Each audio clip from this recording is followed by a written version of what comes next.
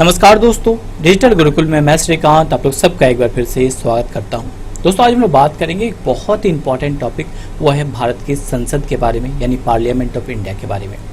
सिर्फ exam point of view से ही नहीं, भारत के नागरिक होने के नाते हमारा ये कर्तव्य बनता है और हम ये जानना चाहिए कि कैसे इलेक्शन होते हैं, संसद क्या होता है, लोकसभा क्या होता है, राज्यसभा क्या होती है, राष्ट्रपति क्या होता है, किनका क्या कार्य होता है, सारी चीज़ों को जानना जरूरी है। और एग्जाम पॉइंट ऑफ व्यू से तो बहुत ही महत्वपूर्ण है ये टॉपिक। सो मेरे साथ अंत तक जुड़े रहें। चलिए दोस्तों, देर न करते हुए सेशन की शुरुआत करते हैं। बात करेंगे हम लोग भारत के संसद के बारे में, यानी पार्लियामेंट ऑफ इंडिया के बारे में। बेसिक से शुरुआत करेंगे, लास्ट में एमसीक्यूज के माध्यम से सारे क्वेश्चन को भी हम लोग कवर करेंगे। बट ये शुरुआत कब हुई या कैसे आई है? भारत के संविधान में संसदीय प्रणाली जो है वो ब्रिटिश संविधान से ली गई है। और ये संसद बना किससे है, यानी कंसिस्ट ऑफ। भारत की संसद को समझने के लिए ये समझना जरूरी है कि भारत की संसद बनी किससे होती है, यानी भारत के संसद कहते किसको हैं। लोकसभा, राज्यसभा और राष्ट्रपति, ये तीनों का मिलके ही भारत का संसद बनता है। ये डायरेक्टली प्रश्न पूछा जाता है कि भारत की संसद कंसिस्ट ऑफ, यानी Indian parliament is consist of क्या होती है? लोकसभा, राज्यसभा और राष्ट्रपति, तीनों को मिलकर भारत की संसद बनती है। बहुत सारे लोग कंफ्यूज होते हैं कि ये लोकसभा और राज्यसभा ये दोनों हाउसेज है और राष्ट्रपति एक व्यक्ति है, कैसे ये हो सकता है? पर रियलिटी में यही है कि भारत की संसद लोकसभा, राज्यसभा और राष्ट्रपति को मिलकर बनी होती है। लोकसभा और राज्यसभा ये दोनों हाउसेज है, दो हाउस है और एक व्यक्ति है, तीन को मिलकर भारत की संसद बनती है। सारे टॉपिक अपने आप में बहुत ही महत्वपूर्ण है। ऑलरेडी हम लोगों ने राष्ट्रपति को बारे में डिटेल में डिस्कस किया और एक वीडियो बनाया है जिसमें सारे इंपॉर्टेंट क्वेश्चन राष्ट्रपति से जुड़े हम लोग कवर किए हैं कि राष्ट्रपति का कार्यकाल कितने दिनों का होता है, वेतन कितने दिनों का होता है, कैसे उन्हें चुना जाता है, क्या प्रक्रिया होती है, महाभियोग क्या होता है, कैसे हटाया जाता है, कितनी एज लिमिट होनी चाहिए और आज तक क्या क्या इंपॉर्टेंट फैक्ट या चीज़ें हमको याद में रखनी है। अगर आप लोग चाहते हैं तो उसका वीडियो आपको नीचे डिस्क्रिप्शन बॉक्स में मिल जाएगा, आप उसे देख लीजिए। अच्छी तरह से मैंने समझाया, आपके राष्ट्रपति पूरी अच्छी तरह से क्लियर हो जाएगी। आज हम लोग कवर करने की कोशिश करेंगे लोकसभा के बारे में। आपको पता होगा कि लोकसभा और राज्यसभा में क्या अंतर है, कि संसद के निम्न सदन को लोकसभा कहा जाता है तथा उच्च सदन को क्या कहा जाता है? राज्यसभा कहा जाता है। ठीक है। इसके अलावा राष्ट्रपति के बारे में बात करते हैं कि राष्ट्रपति कौन है, कि भारत का महामहिम होता है, या तो देश के पहले नागरिक होते हैं ये राष्ट्रपति, और तीनों सेवाओं यानी कि आर्मी, एयरफोर्स और नेवी के कमांडर ऑफ चीफ। इसके साथ साथ हम कह सकते हैं कि सब देश में कही जाने वाली सबसे ज़्यादा पावर होती है इसके पास, और ये देश के मुखिया कहे जाते हैं तथा कार्यपालिका के भी मुखिया होते हैं। और हम लोग बात कर रहे हैं भारत के राष्ट्रपति के बारे में। तीनों को मिलकर बनता है हमारा भारत का संसद। बात करेंगे लोकसभा के बारे में, सारी चीज़ों के बारे में, बट पहले देखते हैं अनुच्छेद यानी कुछ इंपॉर्टेंट आर्टिकल्स को जो एग्जाम में बहुत बार रिपीट होते हैं। आर्टिकल्स जो है आपको याद में रखने हैं, मात्र तीन आर्टिकल्स ध्यान में रख लीजिए, आपके मेनली कंप्लीट हो जाएंगे। आर्टिकल 79 जो कि भारत की संसद यानी पार्लियामेंट ऑफ इंडिया के बारे में बताती है। नेक्स्ट है आर्टिकल 80 जो कि राज्यसभा के बारे में बताती है, जो कि है उच्च सदन। नेक्स्ट है आर्टिकल 81 जो कि है लोकसभा के बारे में बताती है, जो कि है निम्न सदन। आप लोग रिवर्स से भी याद कर सकते हैं 81, 80 और 79 कैसे याद करना है, एक ट्रिक भी मैं बता देता हूँ आपको। जैसे कि लोकसभा में वोटिंग के लिए मिनिमम एज होती है कितनी? 18 को आप रिवर्स कर दीजिए, कितना हो जाता है? 81। डायरेक्टली याद हो जाएगा, अनुच्छेद 81 लोकसभा बताता है। बैक कर लीजिए, अनुच्छेद 80 राज्यसभा बताएगा और 79 संसद बताएगा। तीनों चीज़ें आपके कवर हो जाते हैं यहाँ से, 79, 80 एंड 81 आर्टिकल यानी अनुच्छेद। बात करेंगे एमसीक्यूज के बारे में कि क्या क्या इंपॉर्टेंट एमसीक्यूज आपको याद रखने यानी ध्यान में रखने हैं लोकसभा के बारे में। पर पहले बात करते हैं लोकसभा। लोकसभा क्या होती है? लोकसभा लोगों की सभा है, यानी मेरी और आपके जैसे लोगों की सभा है, और हम लोग वोटिंग राइट का यूज़ करके उसे चुनकर किसी व्यक्ति को भेजते हैं, किसी व्यक्ति को चुनते हैं, उसके एमपी के लिए हम लोग मेंबर ऑफ पार्लियामेंट के लिए हम लोग खड़े करते हैं, और उसके बाद हम अपना वोटिंग राइट का यूज़ करके उन्हें हम लोग एमपी तक पहुंचाते हैं। बट शुरुआत कैसे हुई इस लोकसभा की, ये मोस्ट इंपॉर्टेंट है। दोस्तों, इसकी शुरुआत यानी 1951 में सितंबर अक्टूबर में इसकी तैयारी हुई और फरवरी मार्च तक ये तैयार हो गया, यानी मान लीजिए फरवरी में ये पूरा हो गया और अप्रैल 1952 में जाके लोकसभा का गठन हुआ। गठन याद में रखिए, कब गठन हुआ इसका? अप्रैल 1952 में गठन हुआ था किसका? लोकसभा का। बट ये स्टार्ट कभी यानी पहली बैठक इसकी कब हुई? 13 मई 1952 को, 13 मई 1952 को इसका पहला बैठक हुआ था किसका? लोकसभा का। और अभी जो हम लोग लोकसभा देख रहे हैं वो नरेंद्र मोदी जी की सरकार है, दूसरी बार चुनकर वो आए हैं सरकार में। और ये कितने नंबर की लोकसभा है? ये 17वीं लोकसभा भी चल रही है नरेंद्र मोदी की सरकार की, और इसी के बारे में आज हम लोग बात करेंगे। कितनी सीटें होती है लोकसभा में, क्या क्या चीजें होती है, बात करेंगे। पर सबसे पहले बात करते हैं कि लोकसभा की शुरुआत कैसे हुई या क्या क्या चीजें आपको ध्यान में रखनी है। ये क्या होता है? संसद का निम्न सदन होता है। इसके अलावा लोकसभा के सदस्यों का कार्यकाल कितने दिनों का होता है? 5 वर्षों का कार्यकाल होता है लोकसभा के सदस्य का। लोकसभा के सदस्यों का निर्वाचन कौन करता है? तो जनता द्वारा डायरेक्टली लोकसभा के सदस्यों को चुना जाता है। आपको पता होगा कुछ दिन पहले जो 17वां लोकसभा इलेक्शन हुआ उसमें क्या हुआ, एमपीज को हम लोगों ने ही तो चुनकर भेजा। क्लियर है। इसके अलावा लोकसभा के अध्यक्ष और उपाध्यक्ष होते हैं, जिसकी नियुक्ति कौन करता है? लोकसभा के सदस्य द्वारा नियुक्ति की जाती है अध्यक्ष और उपाध्यक्ष की। इसके अलावा लोकसभा का अध्यक्ष ही राष्ट्रपति द्वारा बुलाए गए संयुक्त सत्र की अध्यक्षता करता है। सो बहुत ही इंपॉर्टेंट है सारी चीजें। एंड नेक्स्ट देखेंगे योग्यता के बारे में कि लोकसभा के सदस्य होने के लिए क्या क्या योग्यता होनी चाहिए। क्या होनी चाहिए? वो भारत का नागरिक होना चाहिए तथा न्यूनतम उसकी आयु यानी मिनिमम एज कम से कम 25 वर्ष होनी चाहिए।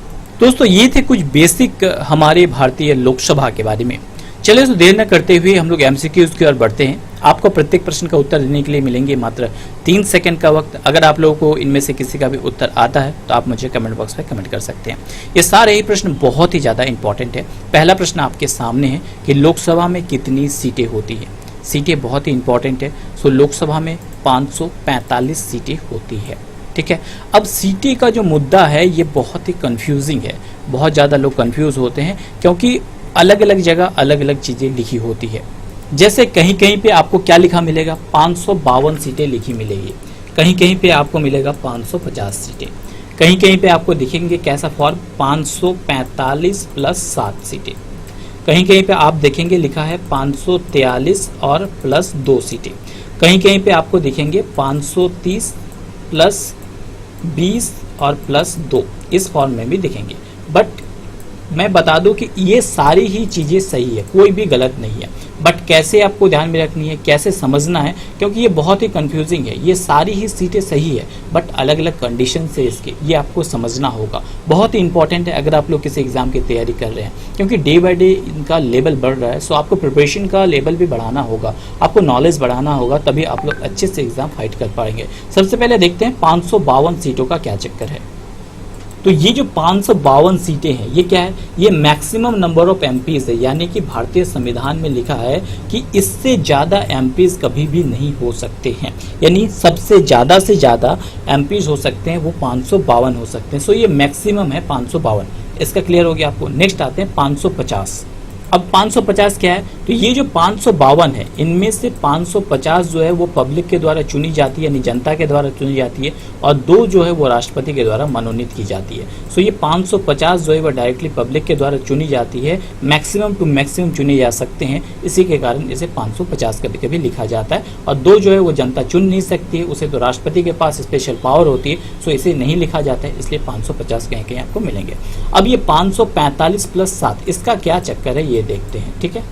तो दोस्तों ये जो 550 मैक्सिमम है ये कभी भी अभी तक अचीव नहीं कर पाया है, क्योंकि 545 पे ही इलेक्शन होते हैं, और ये जो 7 है ये कभी भी इस पे इलेक्शन नहीं हुए हैं, क्योंकि ये जो है ये पाक ऑक्युपाइड कश्मीर में है।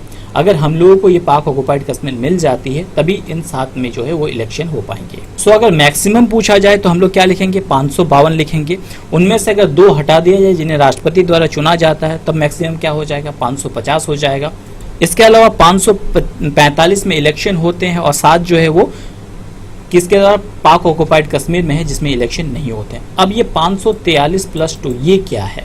सो 543 में इलेक्शन होते हैं हमारे, और 2 जो है वो राष्ट्रपति के द्वारा चुने जाते हैं। सो 545 टोटल जो है इसको इस पार्ट में डिवाइड कर सकते हैं। 543 में इलेक्शन होते हैं और 2 में जो है वो राष्ट्रपति के द्वारा नॉमिनेट किया जाता है एंग्लो इंडियन को। ठीक है। तो इस प्रकार से डिवाइड किया जाता है। अब यहाँ पे जो 2 है इसको लेके बहुत ज़्यादा लोग कंफ्यूज होते हैं कि ये जो राष्ट्रपति के द्वारा चुने जाते हैं, यानी जो एंग्लो इंडियन 2 चुने जाते हैं, इसका क्या चक्कर है?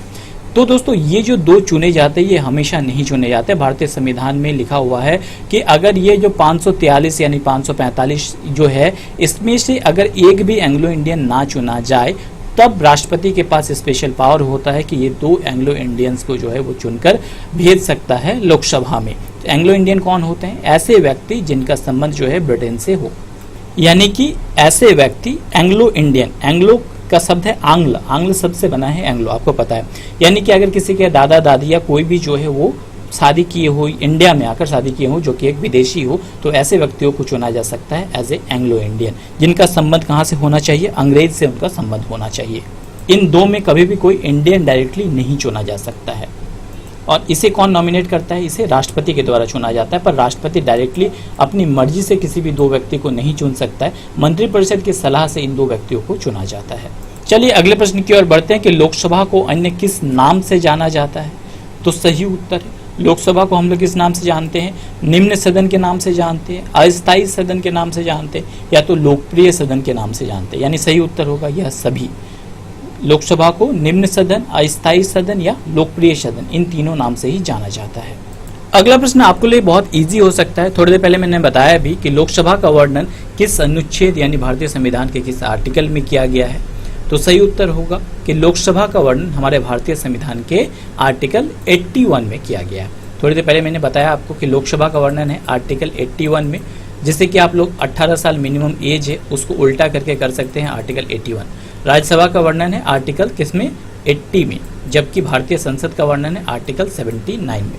ये तीनों तो आपको याद हो जाते हैं। बट दोस्तों थोड़ा सा टफ एग्जाम हो रहा है और एग्जाम में पूछा जा रहा है, जैसे कि थोड़ा सा आप लोग हायर एग्जाम दे रहे हैं तो उनमें पूछा जा सकता है कि ये जो मैंने थोड़ी देर पहले एंग्लो इंडियन के बारे में बताया कि दो एंग्लो इंडियन को राष्ट्रपति के द्वारा मनोनीत किया जाता है, सो इसके बारे में वर्णन भारतीय संविधान के किस आर्टिकल में है? सो इसके बारे में आर्टिकल 81 में कोई वर्णन नहीं है। इसके लिए दो आर्टिकल आपको ध्यान में रखने हैं। एक तो आर्टिकल कौन सा? 331, और दूसरा कौन सा आर्टिकल ध्यान में रखना है? आर्टिकल 366। ठीक है, आर्टिकल 331 में सीट्स के बारे में लिखा है कि दो एंग्लो इंडियन को चुन सकता है, किसके द्वारा? राष्ट्रपति के द्वारा मनोनीत की जा सकती है। और आर्टिकल 66 में लिखा गया है परिभाषा, यानी एंग्लो इंडियन किसे कहा जाएगा, इसकी परिभाषा में लिखा गया है कि मूल रूप से जो है इंडियन है, इसे परिभाषा के बारे में लिखा रहा है। यानी कि एंग्लो इंडियन किसे कहेंगे? जिसके फादर या मदर, ठीक है, जिसके फादर या जिसके ग्रैंडफादर, जिसके पिताजी या दादा अंग्रेज रहे हो या मूल रूप से इंडियन हो और माँ मूल रूप से इंडियन हो, उसे ही हम लोग एंग्लो इंडियन कहेंगे। और इसके बारे में आर्टिकल 366 में लिखा है, जबकि सीट्स के बारे में आर्टिकल 331 में लिखा है। तो ये भी आपको ध्यान में रखने हैं। इसके अलावा लोकसभा के बारे में आर्टिकल 81, राज्यसभा के बारे में आर्टिकल 80 और भारतीय संसद के बारे में आर्टिकल 79 में लिखा है। सो अगला प्रश्न अगर आपसे पूछा जाए कि लोकसभा सदस्य बनने के लिए क्या योग्यताएं होनी चाहिए, तो सही उत्तर है कि योग्यता क्या होनी चाहिए कि मिनिमम उसकी एज 25 साल होनी चाहिए, वो भारत का नागरिक होना चाहिए, इसके अलावा किसी लाभ के पद पर नहीं होना चाहिए। ये 3 क्राइटेरियाज होनी चाहिए एज ए लोकसभा सदस्य। एज लिमिट के बारे में ध्यान में रखिए, 25 साल मिनिमम वो पूरा कर लेना चाहिए। अगर लोकसभा की जगह राज्यसभा लिखा रहता तो ये एज बढ़ के हो जाता 30 साल। ये आपको ध्यान में रखना है, दोनों में कंपेरिजन करके याद रखिएगा तो ईजिली आप याद रख सकते हैं। 25 साल लोकसभा, जबकि राज्यसभा के लिए हो जाती है 30 साल। अगला प्रश्न है कि लोकसभा का कार्यकाल कितने वर्षों का होता है, तो सही उत्तर है लोकसभा का कार्यकाल होता है 5 वर्षों का। जैसे थोड़ी देर पहले 5 साल पूरे हुए थे मोदी सरकार के, फिर से लोकसभा इलेक्शन हुए, फिर से मोदी सरकार में आई, तो 5 साल का कार्यकाल होता है लोकसभा का। उसके बाद लोकसभा भंग हो जाती है और फिर से इलेक्शन होता है। सो एक और कंडीशन है कि राष्ट्रपति आपातकाल के दौरान लोकसभा के कार्यकाल को एक बार में कितने वर्षों के लिए बढ़ा सकता है। यानी कि सपोज कीजिए किसी आपातकाल हो जाए और 5 साल पूरा हो जाए, फिर भी क्या एक्सटेंशन हो सकती है या उस आपातकाल के दौरान ही कोई ना कोई उपाय निकाला जाएगा। सो राष्ट्रपति के पास ये स्पेशल पावर होती है कि राष्ट्रपति आपातकाल के दौरान लोकसभा को जो है वो 1 वर्षों के लिए एक्सटेंड कर सकता है। ठीक है, तो याद रखिए 1 वर्षों के लिए एक्सटेंशन किया जा सकता है। राष्ट्रपति आपातकाल के दौरान लोकसभा के कार्यालय को 1 साल के लिए एक्सटेंड किया जा सकता है। अगला प्रश्न है कि 42वें संविधान संशोधन के तहत 1976 में लोकसभा का कार्यकाल बढ़ाकर कितने वर्षों का कर दिया गया था, तो सही उत्तर है कि 42वें संविधान संशोधन के तहत बढ़ाकर कर दिया गया 5 साल से 6 साल कर दिया गया था। ठीक है, इसके बाद अगला प्रश्न वही बनेगा आपको जो ध्यान में है कि सर अभी तो 5 साल है पर बढ़ा के कर दिया गया क्या, तो 42वें संविधान संशोधन में 6 साल किया गया था। फिर बाद में जब 44वां संविधान संशोधन हुआ 1978 में, तो लोकसभा का कार्यकाल को फिर से घटाकर कर दिया गया कितना, 5 वर्ष। तो दोनों ध्यान में रखिए, 42वें संविधान संशोधन में बढ़ाया गया, फिर से 44वें संविधान संशोधन में घटा के अगेन 5 वर्ष कर दिया गया। अगला प्रश्न मैंने थोड़ी देर पहले आपको बताया कि लोकसभा अध्यक्ष का चयन किसके द्वारा किया जाता है। तो लोकसभा अध्यक्ष का चयन किया जाता है लोकसभा के सदस्यों के द्वारा ही। और हमारे प्रथम लोकसभा अध्यक्ष कौन थे? जीबी मावलंकर। याद रखिए, जीबी मावलंकर हमारे प्रथम लोकसभा अध्यक्ष थे। अभी हमारे लोकसभा अध्यक्ष कौन है, साथ में कितने नंबर के लोकसभा अध्यक्ष है, ये आप मुझे कमेंट बॉक्स में कमेंट करेंगे। ठीक है, चलिए आगे बढ़ते हैं अगले प्रश्न की ओर कि किसी विधेयक को धन विधेयक कौन घोषित कर सकता है। तो सही उत्तर है, किसी विधेयक को या तो वो धन विधेयक है या नहीं है, उसे लोकसभा अध्यक्ष ही घोषित कर सकता है। ठीक है, अगला प्रश्न आपके सामने है कि लोकसभा अध्यक्ष त्यागपत्र किसे देता है, यानी अगर रेजिग्नेशन देना चाहे लोकसभा का अध्यक्ष तो वो किसे अपना रेजिग्नेशन देगा। तो सही उत्तर है, वो रेजिग्नेशन देगा लोकसभा उपाध्यक्ष को। बहुत सारे लोग राष्ट्रपति लिख देते हैं, पर यह गलत है। लोकसभा अध्यक्ष त्यागपत्र देता है लोकसभा उपाध्यक्ष को। चलिए आगे बढ़ते हैं। निम्नलिखित में से कौन सा अनुच्छेद लोकसभा में आरक्षण से संबंधित है। तो सही उत्तर है, आरक्षण से संबंधित है कौन सा, आर्टिकल 330। याद रखिए, अनुच्छेद 330 लोकसभा में आरक्षण से संबंधित है। चलिए अगले प्रश्न की ओर बढ़ते हैं। सरकार बनाने के लिए बहुमत कहां से प्राप्त करना होता है। तो सही उत्तर है, कोई भी जब सरकार बनाती है, आपको पता होगा अभी हमारी जो मोदी सरकार बनी तो कहां से बहुमत प्राप्त हुआ उसे, लोकसभा इलेक्शन हुए। लोकसभा इलेक्शन के बाद ही तो एमपी चुने गए, तब जाके एमपी का हेड यानी मुखिया कौन बने, श्री नरेंद्र मोदी जी। राज्य सरकार बनाने के लिए बहुमत प्राप्त होता है लोकसभा से। चलिए आगे बढ़ते हैं कि धन विधेयक, थोड़ी देर पहले मैंने बताया कि कोई भी विधेयक का कौन घोषित करता है, धन विधेयक है या कि नहीं, लोकसभा घोषित करता है। पर धन विधेयक पहले कहाँ पेश किया जाता है। तो सही उत्तर है, इसे पहले लोकसभा में पेश किया जाता है। चलिए अगले प्रश्न की ओर बढ़ते हैं कि सरकार के खिलाफ अविश्वास प्रस्ताव कहाँ लाया जाता है। अविश्वास प्रस्ताव के बारे में हम लोग बात करेंगे, पर पहले देखते हैं कि इसे लाया कहाँ जाता है। अविश्वास प्रस्ताव सरकार के खिलाफ लाया जाता है कहाँ पे, लोकसभा में। दोस्तों अविश्वास प्रस्ताव के बारे में बात करते हैं, ये किसके द्वारा पेश किया जाता है, ये विपक्ष के द्वारा पेश किया जाता है। विपक्ष द्वारा लोकसभा में सरकार को हराने या तो कमजोर करने की उम्मीद से इसे पेश किया जाता है। अविश्वास प्रस्ताव एक सत्र में सिर्फ एक ही बार लाया जा सकता है, और इसमें क्या होता है, सरकार को अपनी मेजॉरिटी बतानी होती है। अगर वो मेजॉरिटी नहीं पूर्ण कर सकता है तो सरकार गिर जाती है। एक सदस्य लिखित में नोटिस देगा, 50 सदस्यों के लिए समर्थन के साथ वो नोटिस देगा, तभी अविश्वास प्रस्ताव विपक्ष के द्वारा जो है वो रखा जाता है, और केवल लोकसभा में ही अविश्वास प्रस्ताव रखा जाता है। और एक और प्रश्न आपको ध्यान में रखिए कि अगर पूछा जाए कि पहले प्रधानमंत्री कौन थे जो विश्वास मत हासिल नहीं कर पाए, तो विश्वनाथ प्रताप सिंह पहले ऐसे प्रधानमंत्री थे जो विश्वास प्रस्ताव प्राप्त नहीं कर पाए थे। अगला प्रश्न है कि मंत्रिपरिषद किसके प्रति उत्तरदायी होता है। तो सही उत्तर है, मंत्रिपरिषद उत्तरदायी होता है किसके प्रति। मंत्रिपरिषद तो गठन ही होता है लोकसभा के द्वारा। मंत्रिपरिषद डेफिनेटली किसके प्रति उत्तरदायी होगा, लोकसभा के प्रति होगा। अब मंत्रिपरिषद जो टर्म है वो कंफ्यूजिंग है, बहुत सारे लोग कंफ्यूज होते हैं। बता दो, मंत्रिपरिषद जो होता है वो कैबिनेट मंत्री, राज्य मंत्री और बिना विभाग के मंत्री को मिलकर हम लोग कहते हैं मंत्रिपरिषद। और उसका मुखिया कौन होता है, यानी अध्यक्ष कौन होता है, प्रधानमंत्री होता है। मंत्रिपरिषद आप लोगों को समझ में आ गया कौन होता है, कैबिनेट मंत्री, राज्य मंत्री और बिना विभाग के मंत्री, ये तीनों मिलकर बनते हैं मंत्रिपरिषद, और ये उत्तरदायी होता है लोकसभा के प्रति। और मंत्रिपरिषद ही सामूहिक रूप से लोकसभा के प्रति उत्तरदायी होता है। चलिए आगे बढ़ते हैं अगले प्रश्न की ओर कि भारत में प्रथम लोकसभा का गठन कब किया गया। तो सही उत्तर मैंने बताया थोड़ी देर पहले कि 17 अप्रैल 1952 में गठन किया गया था, पहली लोकसभा का गठन किया गया था। और फर्स्ट लोकसभा हुई थी 13 मई 1952 में हुई थी, और पहली लोकसभा में 489 सीटों पे इलेक्शन हुए थे। याद रखिए कितने सीटों पे, 489 सीटों पे इलेक्शन हुए थे प्रथम लोकसभा में, बहुत बार पूछा जाता है। और इसमें सबसे ज़्यादा सीटें जो है किसने हासिल की थी, कांग्रेस पार्टी ने हासिल की थी। और दूसरे नंबर पे भाकपा थी, याद रखिए भाजपा नहीं है ये, भाकपा, ठीक है। दूसरे नंबर पे भाकपा थी, जिसे भारतीय कम्युनिस्ट पार्टी कहा जाता है, ये दूसरे नंबर पे थी। इस वक्त भारत की दूसरी सबसे बड़ी पार्टी थी भाकपा, और पहले नंबर पे थी कांग्रेस, ठीक है। और भारत में प्रथम लोकसभा का गठन हुआ था 13 अप्रैल 1952 को। कहीं कहीं भी यहाँ पे आपको 13 मई 1952 भी दिख जाएगा, पर दोनों ही सही है। अप्रैल और मई कहीं कहीं पे अंतर मिल जाते हैं अलग अलग पुस्तकों में।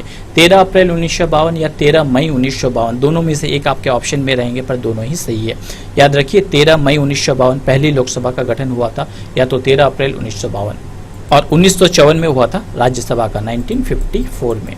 हमने राज्यसभा नाम दिया था 1954। तो यहाँ आपको कुछ बातें ध्यान में रखनी है, जैसे सदन की कार्रवाई के लिए न्यूनतम 1/10 सदस्य उपस्थित होना जरूरी है। इसके बिना सदन की कार्रवाई नहीं होगी, चाहे वो राज्यसभा हो। इसे क्या कहा जाता है? इसे गणपूर्ति कहा जाता है।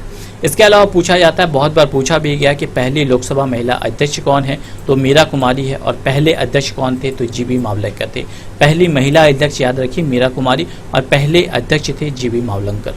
अब यहाँ पे एक टर्म आता है शून्यकाल, यानी 0 आवर। इसके बारे में बहुत सारे प्रश्न बनते हैं और पूछे जाते हैं। 0 आवर का टाइमिंग जान लीजिए, ये 12 बजे होता है, इसी कारण से इसे 0 आवर कहा जाता है। अब ये होता क्या है? शून्यकाल क्या होता है? प्रश्नकाल, जैसे कि सदन की शुरुआत होती है 2 हाफ में होती है, तो फर्स्ट हाफ को कहा जाता है प्रश्न काल, और दूसरे हाफ को कहा जाता है कार्यसूची। ठीक है, फर्स्ट हाफ, सदन के फर्स्ट हाफ को कहा जाता है प्रश्नकाल, यानी 12 बजे से पहले जो सदन होते हैं उसे प्रश्नकाल कहा जाता है, और सेकेंड हाफ को कहा जाता है कार्यसूची।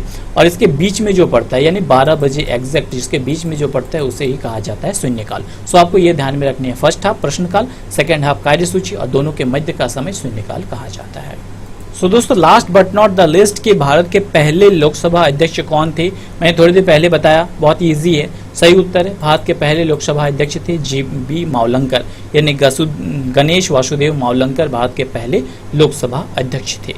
दोस्तों, आज के लिए आपका क्विज का प्रश्न है कि आप मुझे बताएंगे कि यूनिसेफ ने किस भारतीय खिलाड़ी को अपना यूथ ब्रांड एम्बेसडर नियुक्त किया? Hima Das, Mary com, PV Sindhu या साइना नेहवाल? अगर आप लोगों को इसका उत्तर आता है तो आप मुझे कमेंट बॉक्स से कमेंट करेंगे। इसके अलावा मैंने डिटेल में सारी चीज़ें बात की है हिमा दास के बारे में, बहुत ही चर्चे में रही है ये खिलाड़ी। सो बहुत ही इंपॉर्टेंट है आपके आने वाले एग्जाम के लिए। सो आप लोग इस वीडियो को ध्यान से देखिए, बहुत ही इंपॉर्टेंट है, इसमें सारे क्वेश्चंस कवर किए हुए हैं। इसके साथ इस वीडियो का लिंक भी आपको डिस्क्रिप्शन बॉक्स में मिल जाएगा, जिसमें मैंने हिमा दास से जुड़े 20 महत्वपूर्ण प्रश्नों को कवर किया है, जो बहुत ही इंपॉर्टेंट है। तो दोस्तों, आज के लिए इतना ही। आप चाहे तो मेरे साथ मेरे टेलीग्राम पेज और मेरे फेसबुक पेज से जुड़ सकते हैं, इसका लिंक आपको नीचे डिस्क्रिप्शन बॉक्स में मिल जाएगा। सो मैं जल्द ही लौटूंगा नई वीडियो नए नॉलेज के साथ। तब तक हंसते रहिए, मुस्कुराते रहिए। Thanks for watching video. जय हिंद, जय भारत दोस्तों।